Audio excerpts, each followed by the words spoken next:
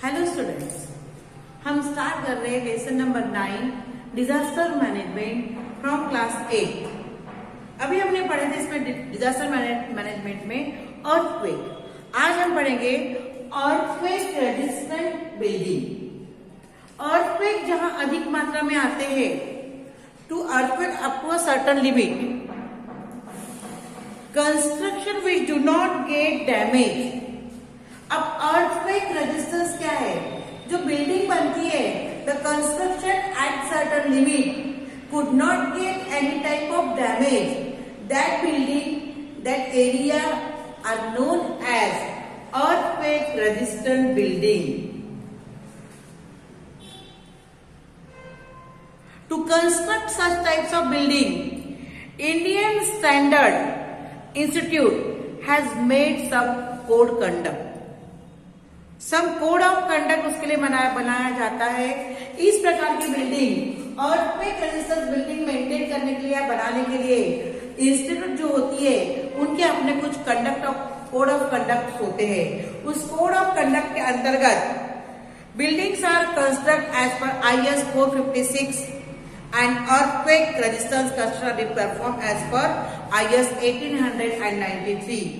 ये कोड है उसके अनुसार कोड ऑफ कंडक्ट है, उसके अनुसार ही पैरामीटर्स होते हैं उनके, या जैसे अपने स्कूल के कुछ नियमावली होती है उसके अनुसार इनकी भी कुछ नियमावली है। और उसके अंतर्गत अर्थक्वेक प्रवण एरिया, जहाँ पे बहुत अधिक मात्रा में अर्थक्वेक्स आते हैं, उस एरिया में इस प्रकार की स्पेशल टाइप ऑफ बिल्डिंग्स बनाई जाती है ताकि लोगों की हानि या लोगों को उसका कोई साइड इफेक्ट ना हो। ठीक है। To get prior intimation about earthquake.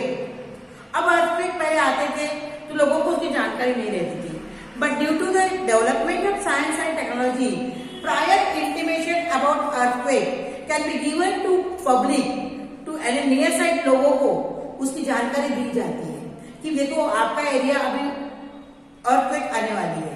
उसकी जानकारी लोगों को आ जाती है या फिर डिपार्टमेंट फॉलो को आ जाती है और डिपार्टमेंट उसके अनुसार लोगों को अलर्ट करते हैं।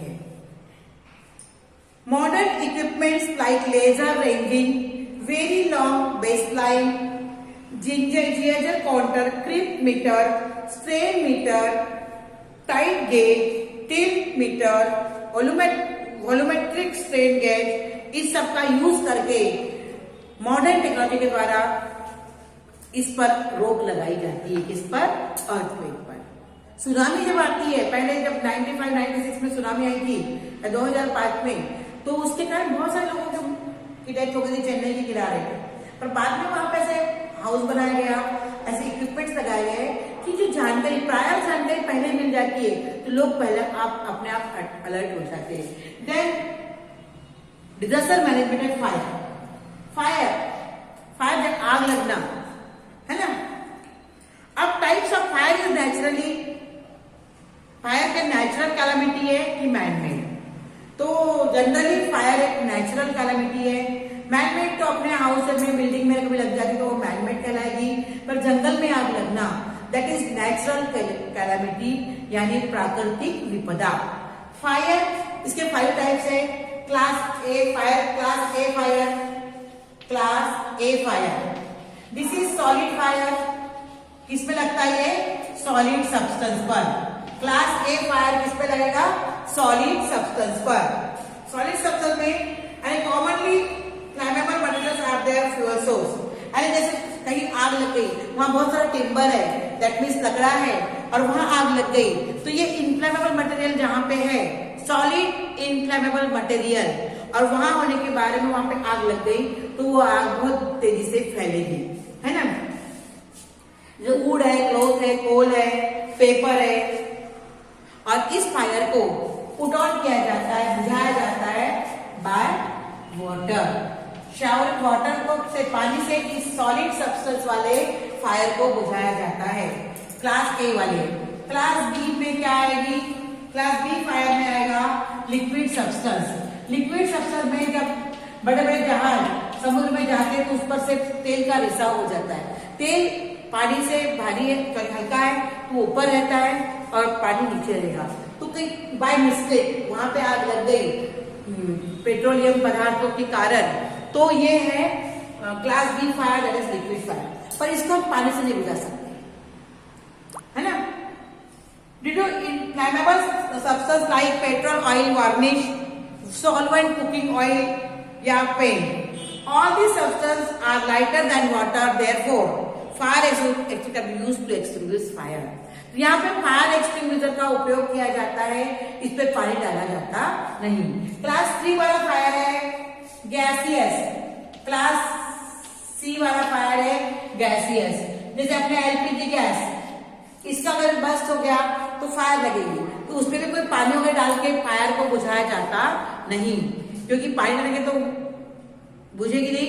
इसके लिए क्या करता है, to cut the contact between oxygen and material, ठीक है।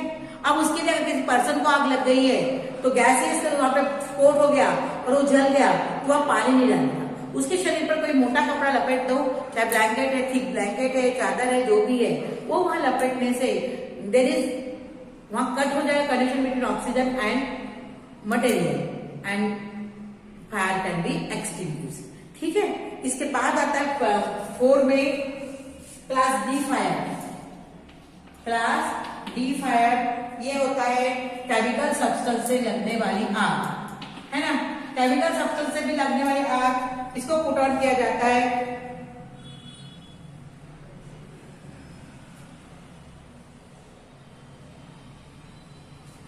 केमिकल सब्सटेंस से। एंड क्लास सी वाली कौन सी है, इलेक्ट्रिकल फायर। अब इलेक्ट्रिकल फायर है शॉर्ट सर्किट हो गया, किसी इलेक्ट्रिकल इक्विपमेंट खराब हो गए तो उसके कारण लग जाती है आग। अब fire cause due to the electrical components is class E fire. To extinguish such fire power is cut off. अब इलेक्ट्रिक फायर अगर लग गई है, इलेक्ट्रिक से आग लग गई है या शॉर्ट सर्किट हुआ है, तो सबसे पहले अपने को क्या करना है, जो जहां से इलेक्ट्रिक का सप्लाई आता है उसको कट करना। जहां कट कर दिए तो अपने आप इलेक्ट्रिक फायर का को बंद हो जाएगी, है ना। And fire extinguisher can be use, और यहाँ पे भी फायर एक्सटिंग्विशर का यूज करते हैं। Methods of fire extinction, fire extinction को किस प्रकार से आग किस प्रकार से बुझाई जाती है, उसका एक है यूज ऑफ वाटर, देख रहे हैं, suppress the fire,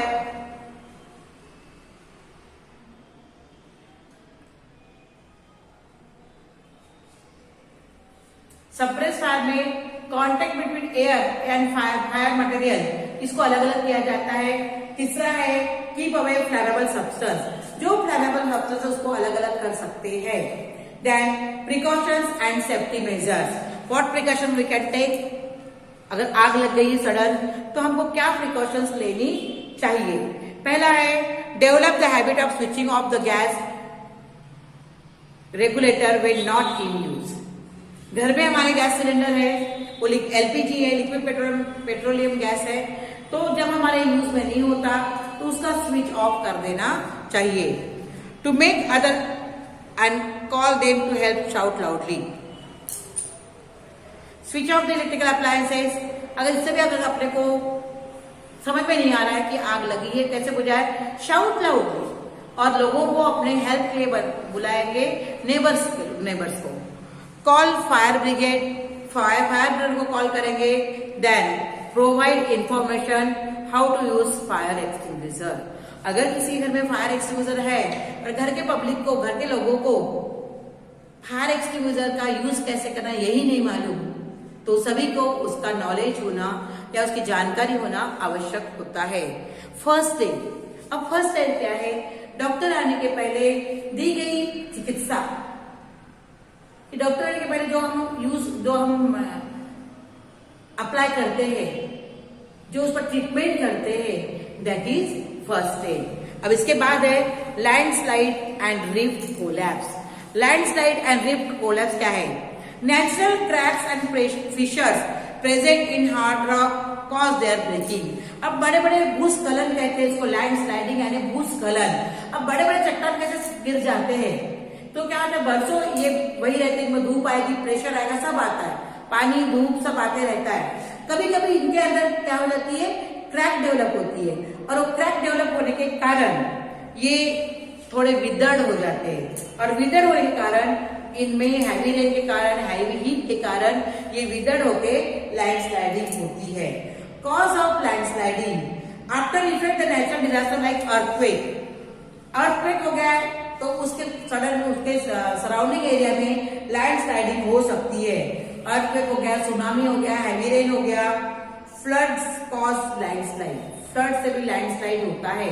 Konkan railway जो टनल्स बनते हैं, टनल्स बनाने के लिए भी अंदर पहाड़ों को टनल, पहाड़ के अंदर टनल्स बनते हैं और टनल्स बनाने के लिए बहुत सारे पहाड़ को खोदना पड़ता है, उसका परिणाम भी लैंडस्लाइडिंग में होता है। पहाड़ों में रास्ते बन रहे, समृद्धि महामार्ग हर जगह आ गया है तो पहाड़ों में महामार्ग बनते हैं, ऐसे महामार्ग बनते हैं तो महामार्ग बनाने के लिए पहाड़ों को खोदा जाता है, उससे भी लैंडस्लाइडिंग हो सकती है, उसका भी असर हो सकता है। अब इसके कारण displacement, unlimited cutting of trees cause soil erosion, jungle cut रहे, घने घने जंगल अभी पूरे उजाड़ हो गए शहरीकरण, औद्योगिकरण के कारण, तो उसके कारण भी सॉइल इरोजन होता है और लैंडस्लाइडिंग हो सकती है। While building road in mountains, there is a lot of digging that makes the mountain weak. जब माउंटेन में बिल्डिंग बनती है या फिर रोड्स बनते हैं, लोगों को जाने के लिए वहां पे रोड्स बन जाएंगे, अब रहने के लिए उनको वहां पे जगह भी होना, ये सब चीज करेंगे तो माउंटेन वीक होते हैं और लैंडस्लाइडिंग होती है। इफेक्ट्स ऑफ लैंडस्लाइडिंग, अभी हमने पढ़े कॉजेस ऑफ लैंडस्लाइडिंग, अभी हम पढ़ेंगे effects of landsliding. Reverse will flood and change their path, अगर लैंडस्लाइडिंग बार बार हो रही है तो रिवर हमेशा फ्लडेड रहेगी, हमेशा उसमें बाढ़ आती रहेगी और river can change their path, ये भी हो सकता है। Displacement of waterfall, formation of artificial water reservoir, तो वाटर लैंडस्लाइडिंग से वाटरफॉल भी निर्मित होते हैं और वाटरफॉल आएगा, वाटरफॉल अगर आ गए तो पानी ऊपर से नीचे पहाड़ों से पानी जमीन पर आएगा और अपने आप वहां पे रिजर्वायर बन जाएंगे, वाटर रिजर्वायर, तालाब का जैसे निर्मिति होगी। There is life and financial loss, और कभी बहुत बड़े पैमाने पर हो गया तो जीवित और वित्त हानि होगी। That is life and financial loss of the government in large scale, trees, building, rock, sloppy area में सब गिर पड़ेंगे तो लोगों को जाने के लिए रोड नहीं रहेगा और परिणाम उसका सभी पर उसका इफेक्ट होगा, डायरेक्टली और indirectly it affects our nation.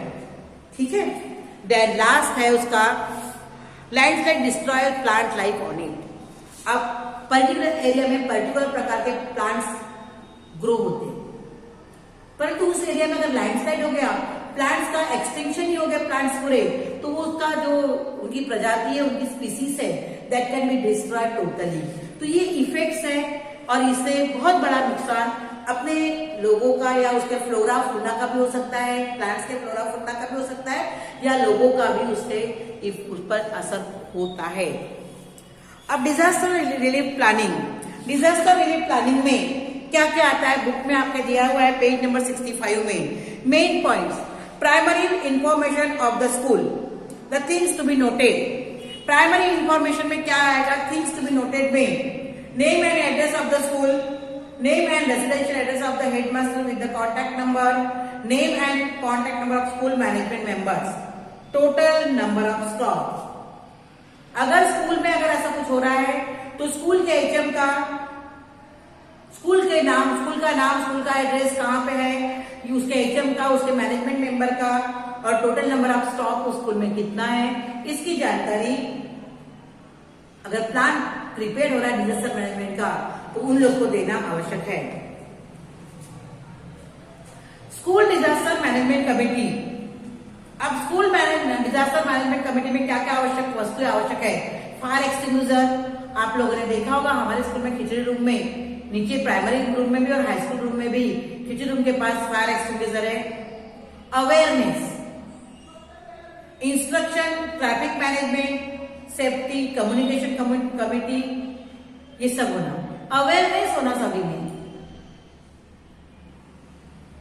अगर हमारे में अवेयरनेस नहीं है तो हमारा कोई भी काम अच्छे से नहीं हो सकता। ठीक है, then details information about the school, कितने रूम है, कितने क्लासरूम है, इसकी जानकारी देना अगर स्कूल के लिए। Daily routine of the school, possible hazards in the school and disaster management map of the school. ये डिजास्टर मैनेजमेंट आपको 7th क्लास में भी था, 8th में भी है, 9th में भी और 10th में भी है। हर साल एक एक आपको पढ़ना है और उसके अनुसार आपको वर्कआउट करना है।